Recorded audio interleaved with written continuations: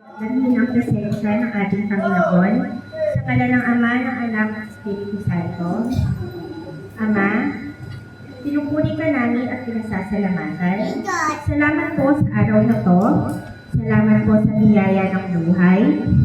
Salamat po sa panahon na to na inadya mo po na kami ay ligtas at maayos na makarating upang ma-celebrate ang birthday ni Mama Beth. Itinataas ko po sa inyo si Mama Beth, ngayon po ang 60th birthday niya. Dalangin po namin, Ama, na biyayaan niyo po ng mabuting kalusugan at mahabang buhay si Mama Beth. Dasal din po namin sa iyo na lagi niyo po siyang gagabayan at ilayo sa kapahamakan. Maraming salamat po. Ang lahat po ng ito ay hinihiling namin sa matamis na pangalan ni Jesus.